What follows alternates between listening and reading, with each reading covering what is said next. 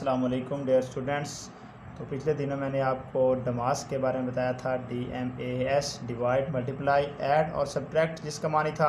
तो आज उसी हवाले से एक उर्दू का लफ्ज़ हमने क्रिएट किया है, इन्वेंट किया है। तो इसका मतलब क्या है? ये लफ्ज़ है तज़जन। तो तज़जन को जब हम तोड़ कर लिखते हैं तो क्या बनता है? तो देखिए, तज़जन को जब मैं तोड़ता हूँ तो ते ज़्वाद जीम और नून का मजमुआ है तज़्ज़न। तो ते ज़्वाद जीम नून का मजमुआ बन रहा है तज़्ज़न। तो ते से क्या है, ज़्वाद से क्या है, जीम से क्या है और नून से क्या है, यही चीज़ें हमें समझनी होंगी। तो सवाल हमारा आसान हो जाएगा। तो ये देखिए, ते से बनता है तकसीम, इसी तरह ज़्वाद से ज़रब और जीम से जमा और नून से नफ़ी। तो देखिए, बिल्कुल वही चीज़ बन रही है जैसे डमास था, तकसीम, ज़रब, जमा, नफ़ी। तो तकसीम की साइन क्या है? तकसीम की साइन तकसीम, ज़रब, जमा और ये माइनस या नफ़ी। अब तज़्ज़न हमें इस चीज़ की रहनुमाई करता है कि पहले नंबर पर, नंबर 1 पे आपने क्या करना है? तकसीम का अमल करना है, यानी डिवाइड करना है। नंबर 2 पर आपने क्या करना है? मल्टीप्लाई करना है, यानी ज़रब करना है।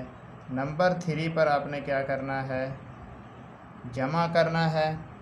और नंबर 4 पर आपने माइनस का अमल करना है। अब हमें ये किस तरह दरपेश आएगा? तो अब हम चलते हैं एग्जाम्पल की तरफ। तो फॉर एग्ज़ाम्पल वही सवाल जो हमने डमास में किया था, उसी में देख लें कि इस तरह की वैल्यू जब हमारे पास आ जाती है तो हम देखते हैं कि इसमें तो माइनस भी है, प्लस भी है, ज़रब भी है, तकसीम भी है। तो कौन सा अमल पहले किया जाएगा?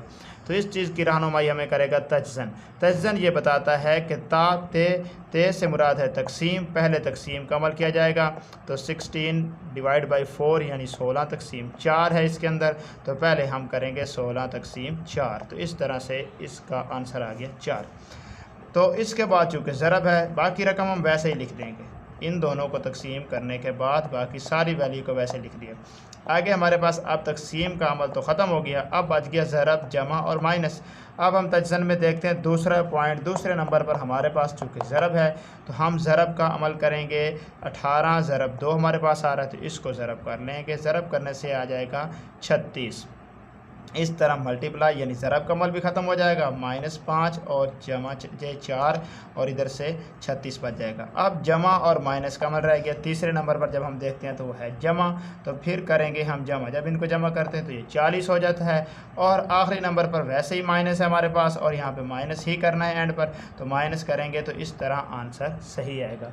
अगर इन चीज़ों की हम इस तरीके से नहीं करेंगे, इस कुलिये के मुताबिक नहीं करेंगे, तो आपका सवाल गलत भी हो सकता है।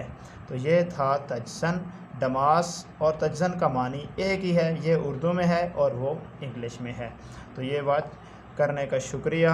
हमारे चैनल को सब्सक्राइब कीजिएगा, शेयर कीजिएगा, लाइक कीजिएगा और बेल का बटन भी प्रेस कीजिएगा। Bundle of thanks. अस्सलाम वालेकुम।